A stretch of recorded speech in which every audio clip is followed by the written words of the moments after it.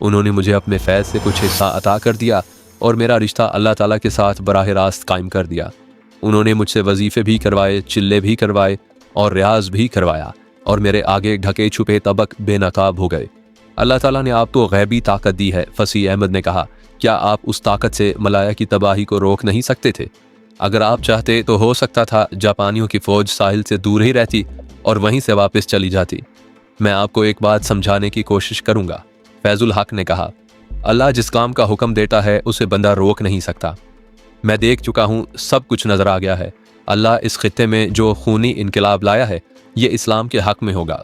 अगर आप लोग पढ़े लिखे हैं और इस इलाके का नक्शा देखा है तो आपको मालूम होगा कि इस सारे खित्ते में जजीरे ही जजीरे हैं। कुछ छोटे हैं, कोई बहुत ही छोटे हैं, कोई बड़े हैं और कोई बहुत ही बड़े हैं। मलाया पर और इसके साथ वाले जजीरों पर अंग्रेज़ों का कब्जा था और यहाँ उन्हीं की बादशाही थी। उससे नीचे और आगे जो छोटे बड़े जजीरे हैं उन पर यूरोप की एक कौम की हुकूमत थी जिसे डच कहते हैं और उर्दू में उसे वलंदेजी कहा जाता है। जापान की फ़ौज उन दोनों कौमों के लिए आसमानी आफत बनकर नाजिल हुई थी और उन सब को यहाँ से भगा दिया और उनकी फ़ौजों को कत्ल भी किया और कैद भी कर लिया। अब जापान की फ़ौज का वही अंजाम होगा और यहाँ फिर वही दोनों कौमें वापस आएंगी, लेकिन अब पहले की तरह यहाँ बादशाही कायम नहीं कर सकेंगी। अभी इस खित्ते में और ज़्यादा खून बहेगा और आखिर में दुनिया देखेगी कि यह सारा खिता एक मुसलमान मुल्क बन गया है और हो सकता है ये 2 मुसलमान मुल्क बन जाएं। मैं तो कहता हूँ कि अल्लाह ताला ने जापानियों को इसीलिए भेजा था कि पुराने बादशाहों के तख्ते उलट जाएं और फिर यहाँ इस्लाम का झंडा बुलंद हो।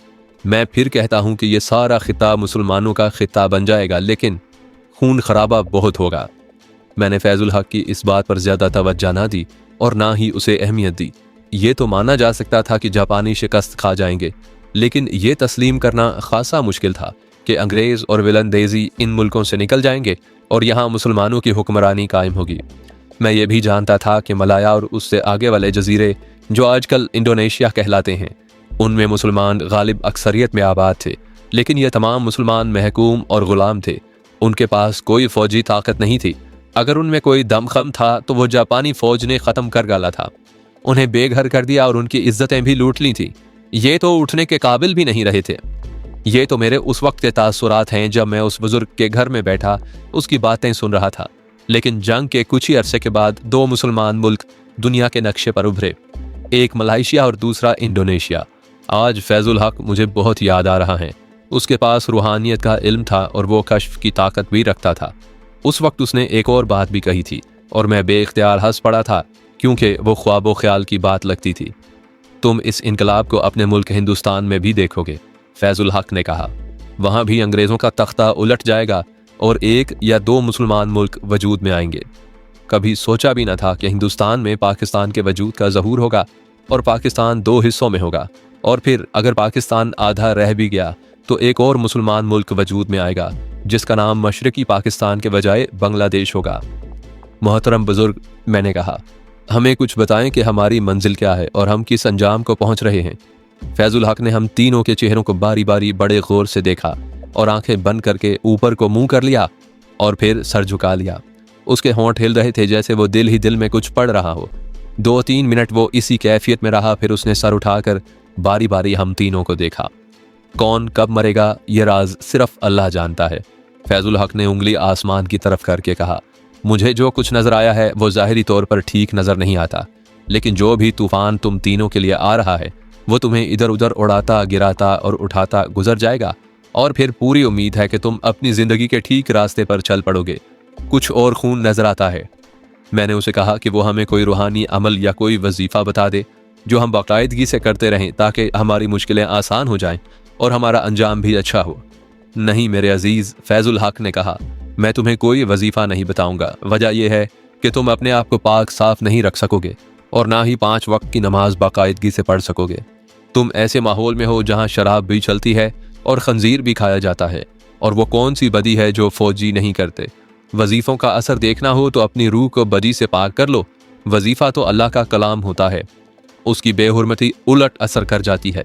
मैं तुम्हें एक बात बता देता हूँ, ये तो बता दिया है कि अपनी रूह को बदी से पाक रखो। इसका मतलब यह है कि अपने से कमज़ोर आदमी पर हाथ नहीं उठाना, किसी पर फतह हासिल कर लो तो उसे अपना महकूम या ग़ुलाम नहीं बनाना, हर उस चीज़ से बचना जिससे अल्लाह ताला ने मना किया है।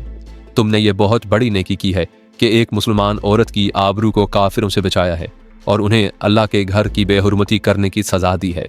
अल्लाह तुम्हें इसका अजर देगा और ज़रूर देगा। मैं तुम्हें यह बता रहा हूँ कि तुम भी रूहानी ताकत हासिल कर सकते हो। राज की बात मैंने तुम्हें बता दी है। अब एक और बात बताएं, मैंने पूछा। आपको शायद मालूम होगा कि जापानियों ने इंडियन नेशनल आर्मी के नाम से हिंदुस्तान के फौजियों की एक फौज बनाई है। उसका अंजाम क्या होगा? बिखर जाएगी, फैजुल हक ने जवाब दिया। तुम्हारी ये फौज कुछ भी नहीं कर सकेगी। हम उसी फौज में हैं, फसी ने पूछा। अगर अंग्रेजों की फौज आ गई तो क्या हमें उसके खिलाफ लड़ना चाहिए? वहां तक तो शायद नौबत ही नहीं आएगी, फैजुल हक ने जवाब दिया। अगर अंग्रेजों की फौज आ गई तो अपने आप को उसके हवाले कर देना, तुम्हें कोई सजा नहीं मिलेगी। हमें वहां बैठे बहुत ही वक्त गुजर चुका था। हम इतनी देर तक गैर हाजिर नहीं रह सकते थे। हम वहां से उठे और जब बाहर निकले तो मैं एक कश्मकश में मुब्तला हो गया। फैजुल हक ने मुझे मुतासिर किया था, लेकिन उसकी कुछ बातें और पेशन गोइयाँ ऐसी थीं जो मुझे काबिल एतबार नहीं लगती थीं। कभी ख्याल आता कि यह बुजुर्ग बेबुनियाद बातें करता है और कभी ये ख्याल आता कि यह शख्स आलम दीन है और जो कुछ कह रहा है वो सही साबित होगा। हम तीनों दोस्त उसकी बातों के मुतल्लिक बातें करते वापस अपनी बारक में आ गए। फैजुल हक अल्लाह के उन चंद एक बंदों में से था जिन्हें मैं बाकी उम्र भूल नहीं सकूंगा। मलाया में मेरा इरादा था कि मैं उसके पास जाता रहा करूंगा और उससे दीनी तालीम हासिल करूंगा। दीनी तालीम से मेरी मुराद वो तालीम नहीं जो मस्जिदों के मौलवी दिया करते हैं और समझते कुछ भी नहीं। मेरा मकसद ये था कि उससे रूहानियत के कुछ सबक लूंगा। रूहानियत से किसी को ये गलत फहमी ना हो कि मैं रूहानी आमिल बनना चाहता था।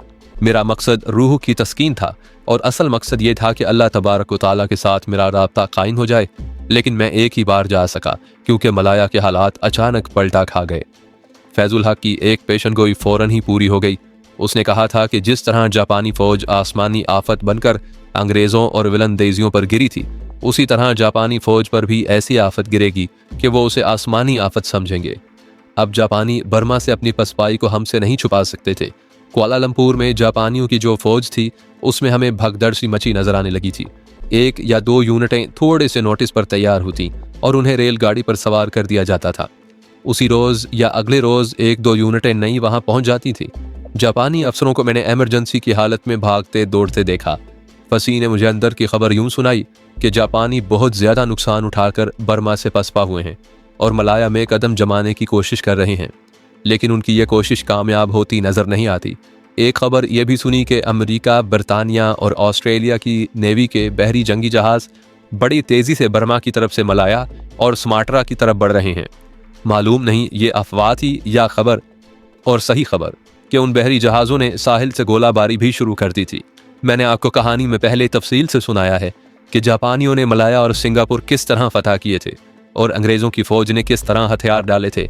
अब अगर मैं तफसील से सुनाने लगूं कि इत्तहादियों ने यानी अमेरिका और बरतानिया ने किस तरह जवाबी हमला किया और वो किस तरह मलाया तक पहुंचे, तो बात बहुत ही लंबी हो जाएगी और हो सकता है कि कुछ सामीन कराम उसमें बोरियत महसूस करें। मैं उस जवाबी हमले की बात मुख्तसर सी करूंगा। मैं ये नहीं बता सकता कि इंडियन नेशनल आर्मी जिसकी नफरी 25,000 बताई गई थी कहाँ कहाँ बिखरी पड़ी थी और उससे क्या काम लिया जा रहा था। मैं सिर्फ अपनी बटालियन का जिक्र करूंगा क्योंकि बात वही अच्छी लगती है जो अपनी आंखों देखी हुई हो। एक रोज़ जापानी अफसरों ने हम में से तकरीबन 100 जवान मुंतखब करके अलग कर लिए। उनमें मुझे और फसी अहमद को भी शामिल कर लिया गया। हमें कुछ दूर ले जाकर अलग बारकों में रखा गया और हमें वहाँ बताया गया कि हमें कमांडो ट्रेनिंग दी जाएगी और हम दुश्मन यानी अंग्रेज़ों और अमरीकियों की फ़ौज के मोर्चों के पीछे जाकर हमले किया करेंगे। आम फहम ज़बान में यूँ कह लें कि हमें शब खून और छापा मारने की ट्रेनिंग देनी थी। INA को जंग में यूँ झोंकने की एक वजह तो ये हो सकती थी कि जापानियों की हालत कुछ ज़्यादा ही पतली हो गई थी और उन्हें कुमक नहीं मिल रही थी। दूसरी वजह यह हो सकती थी कि जापानियों ने INA की 25,000 नफरी को 2-2.5 साल राशन खिलाया था और उसकी टहल सेवा की थी। अब जापानी उसे अपना हक वसूल करना चाहते थे। बहरुल काहिल में जब अमेरिका ने हमला किया तो अमेरिका की नेवी और जापान की नेवी के दरमियान जो बहरी जंग लड़ी गई थी वो जंगों की तारीख की सबसे बड़ी और सबसे ज़्यादा होलनाक जंग थी।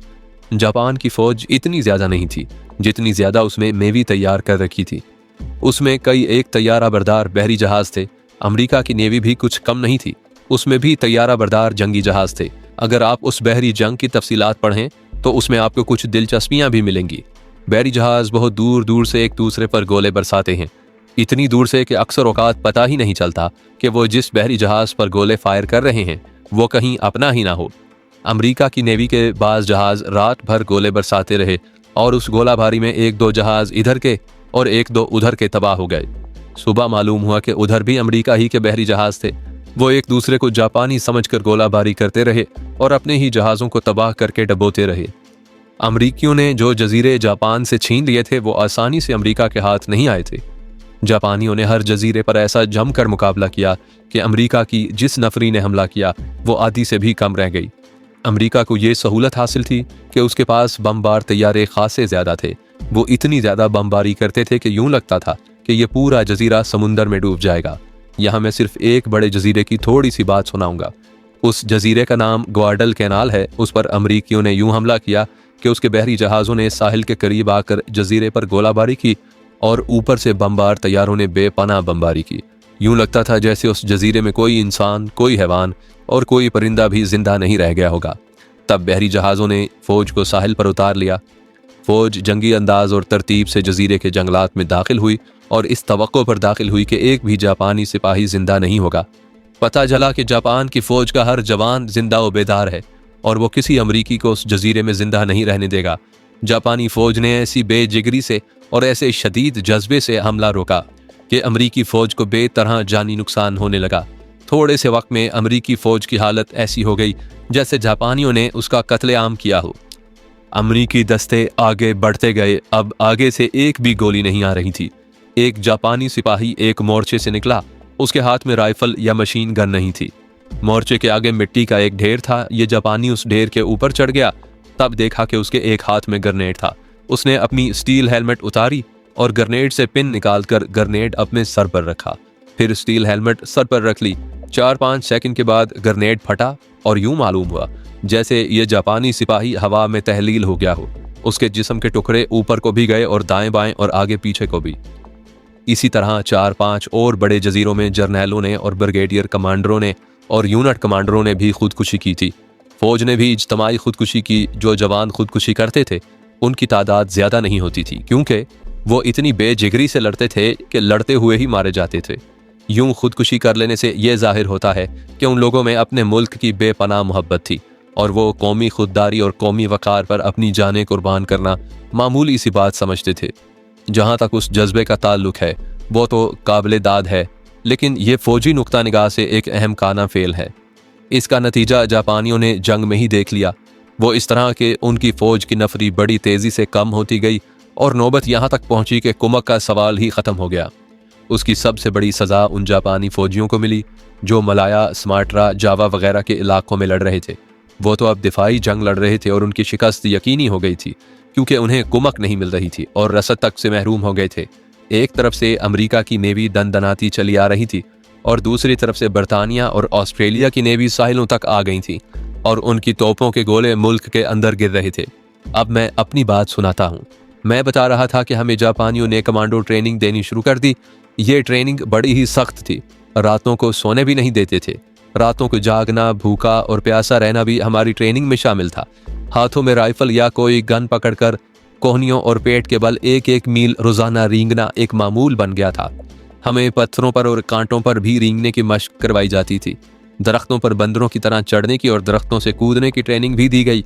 7-8 कदम लंबाई चौड़ाई में आग जलाकर हमें कहा जाता था कि उसमें से दौड़ कर गुजरो। दलदल में से गुजरना भी हमारी ट्रेनिंग में शामिल था। 15-20 रोज गुजर गए तो मुझे अपने मुताल्लिक ये शक होने लगा कि मैं इंसान नहीं, जंगल का जानवर बन गया हूँ। अपना जिस्म अपना नहीं लगता था। कभी तो यूं महसूस होता जैसे दिमाग और जिस्म का रिश्ता टूट गया हो। जिस्मानी तौर पर मैंने अपने आप में ये तब्दीली देखी कि जिस्म फुर्तीला हो गया था और फारिग रह रहकर जिस्म पर जो चर्बी चढ़ती जा रही थी वो ख़त्म हो गई थी। ये तो जिस्म की बात थी। कभी अपना जिस्म देखकर थोड़ी सी खुशी होती थी कि मैं जिस्मानी तौर पर स्मार्ट हो गया हूँ, लेकिन ज़हनी तौर पर मैं ठीक नहीं था। और मेरा दोस्त फसी अहमद भी ज़हनी तौर पर परेशान था। उस परेशानी का जिक्र पहले हो चुका है। अब यह परेशानी इसलिए बढ़ गई थी कि हमें अपनी फ़ौज के ख़िलाफ़ जापानियों ने लड़ाना था और सूरत हाल ये थी कि जापानियों के मुकद्दर में शिकस्त लिख दी गई थी। मैं और फसी कहीं फारिग बैठते तो अक्सर उस मसले पर बातें किया करते। हमें नज़र ही आ रहा था कि हम इंडियन आर्मी के ख़िलाफ़ लड़ते हुए पकड़े जाएंगे तो हमें सीधी सज़ाए मौत मिलेगी। हमारे पास इस मसले का कोई हल नहीं था, ना हम पेशगोई कर सकते थे कि क्या होगा। आखिर हम अपने आप को और अपनी किस्मत को अल्लाह के हवाले करके दिल ही दिल में दुआ किया करते थे कि जो हो हमारी बेहतरी के लिए हो। 1.5-2 महीनों के बाद हमें एक रोज़ ट्रकों में बिठाया गया। हमारे साथ मुख्तसर सा सामान था, मसलन 3-3 कंबल, हथियार और एमुनिशन का अच्छा खासा ज़ख़ीरा 2 ट्रकों पर लादा गया। हम जो हिंदुस्तानी थे, हमारी तादाद 100 थी और हमारे साथ 100 जापानी फ़ौजी थे, वो भी शायद कमांडो थे। ट्रक चल पड़े और शहर से निकल गए। मैं उन इलाकों से तो वाकिफ़ था ही नहीं कि आज बता सकता कि हमें कहाँ से कहाँ ले जाया गया। मैं इतना बता सकता हूँ कि हम शमाल मगरिब की तरफ जा रहे थे और उस तरफ बर्मा था और रास्ते में सियाम आता था, जो आजकल थाईलैंड कहलाता है। 1:30-2 बजे का वक्त होगा। हम घने जंगल में जा रहे थे। एक जगह यह कॉनवॉय रुक गया और हमें डब्बों का राशन खाने को दिया गया। मालूम नहीं ये क्या क्या था। भूख लगी हुई थी, इसलिए जो कुछ भी था खा लिया। यहाँ मैं आपको ये भी बता दूं कि जापानी फौज राशन की शदीद किल्लत महसूस करने लगी थी। सिपाहियों के लंगर में कभी एक वक्त के लिए खाना भी नहीं पकता था और इस सूरत में सिपाहियों को एमरजेंसी राशन दिया जाता था। हमें भी रास्ते में यही एमरजेंसी राशन दिया गया। ये जापानी तो शायद शौक से खाते होंगे, हम हिंदुस्तानियों ने ये इसलिए खा लिया कि भूख लगी हुई थी और पेट में कुछ ना कुछ डालना ही था। हमारा कॉनवॉय फिर चल पड़ा और शाम गहरी हो गई तो छोटी सी एक छावनी में जा रुका। हमें ट्रकों से उतारा गया और रात उस छावनी में गुजरी। रात को भी हमें एमरजेंसी राशन दिया गया। सुबह जागे ही थे कि हवाई जहाज़ों की गूंज सुनाई देने लगी, जो आगे ही आगे बढ़ती आई और गरज की सूरत इख्तियार कर गई। फौरन ही बाद इस कदर जोरदार धमाके हुए कि हमारी बारक हिल गई और ज़मीन कांप उठी। समझने में देर ना लगी कि हवाई जहाज़ बमबारी कर रहे हैं। ज़मीन से मशीन गन्नें उन पर आग उगलने लगीं। बाहर इस कदर भाग दौड़ बर्पा हो गई जैसे क़यामत आ गई हो।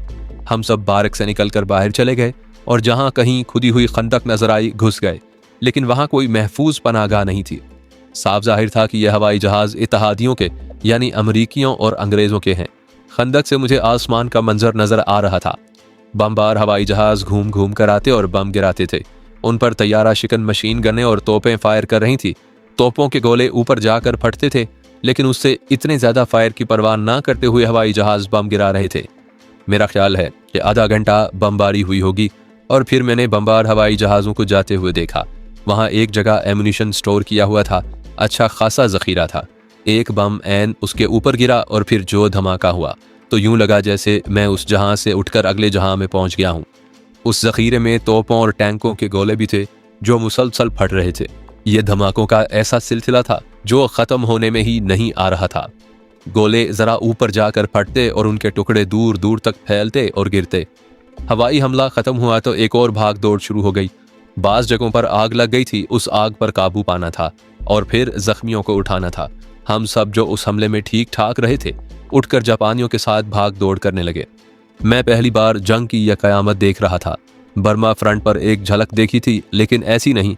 वहां से तो मैं भगोड़ा हुआ आया था, लेकिन यहाँ से भगोड़ा होना मुमकिन नहीं था। अगर हो भी जाता तो कहाँ जाता।